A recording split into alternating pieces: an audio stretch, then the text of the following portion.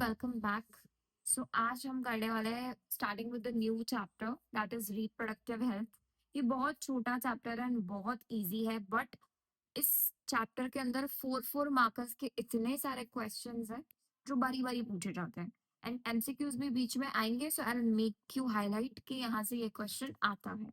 Okay, सबसे पहले start करते हैं with the term reproductive healthy. यही चीज है बट मैंने रिप्रोडक्टिवली हेल्दी लिखा है। क्या मतलब होता है रिप्रोडक्टिवली हेल्दी होना? मतलब जरूरी नहीं है कि आप सिर्फ एक चीज में हेल्दी हो। Healthy in all aspects, that should be physical, physical health होनी चाहिए, सोशल हेल्थ होनी चाहिए, रिलीजियस हेल्थ होनी चाहिए, बिहेवियर, इमोशनल, ऑल टाइप से अगर आप हेल्दी हो तो ही अकॉर्डिंग टू WHO आप हेल्दी हो, right? Starting with the topic, सब टॉपिक जो इस चैप्टर का है that is reproductive health problems and strategies. India में एक सोशल गोल दिया गया था इन 1951। यहाँ से एमसीक्यू आता है। In which year this goal was started? So this is a very important MCQ which you should know. The year, that is 1951. Initiated a family planning program.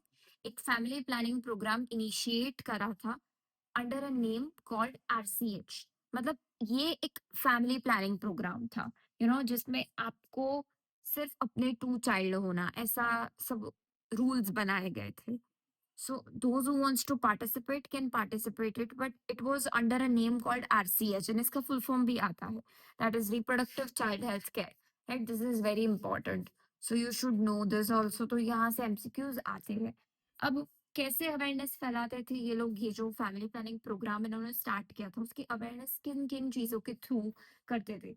तो अब मैं उसके बाद इस वाले के बाद वही लिखूंगी कि किन किन चीजों के थ्रू अवेयरनेस की जाती थी। अवेयरनेस किन किन चीजों से होती है? तो by radios, audio visuals, radios के थ्रू, ऑडियो विजुअल्स के through, print media, like print media. There are people in nowadays who actually read print media also.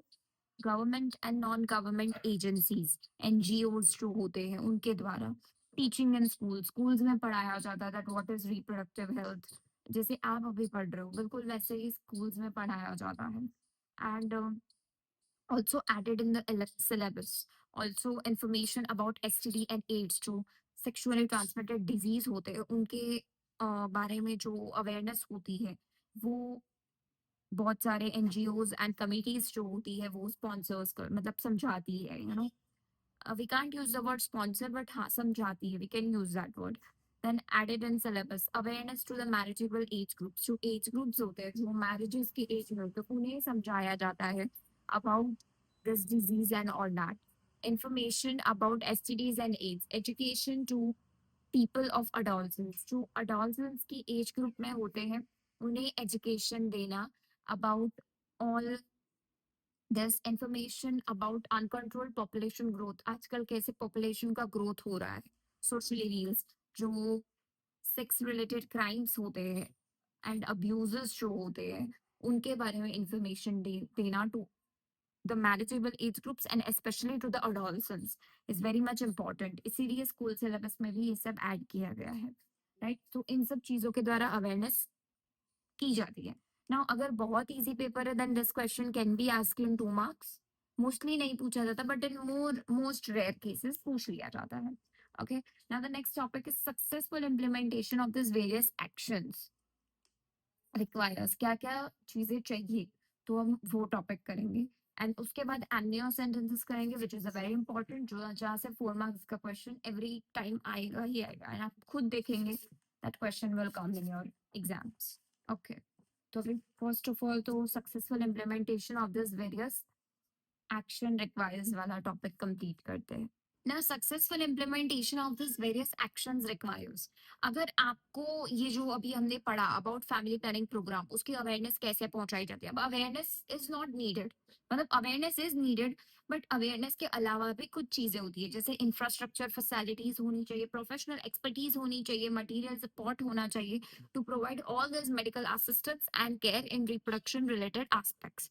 Okay, अब कौन से रिप्रोडक्शन रिलेटेड एस्पेक्ट्स होते हैं? Let's discuss about that. अगर आपको medical assistance देना है और रिप्रोडक्शन रिलेटेड एस्पेक्ट्स के अराउंड केयर देनी है so you should give them 3 things. मतलब अगर आपको उसके रिलेटेड केयर प्रोवाइड करवानी है या फिर फैमिली प्लानिंग प्रोग्राम फॉलो करवाना है, देन 3 चीजें जरूरी होती है: infrastructure, facilities, professional expertise and material support.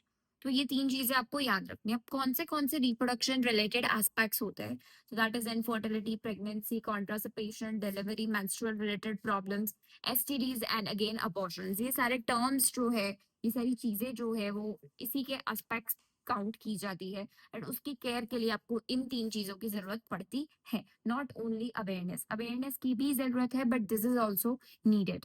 अब मैं आपको जिस फॉर्मेट में ये सब लिखवाती हूँ, दे आर प्रॉपरली नोट्स वाले format, so you can actually go with this also. अगर आप ऐसे भी लिखोगे तो आपको लर्न हो ही जाएगा। मैं पूरी एनसीईआरटी का जो पैराग्राफ होता है वही अपने वर्ड्स में लिख के आपको समझाती हूँ। So I am just doing the same thing but in a different way.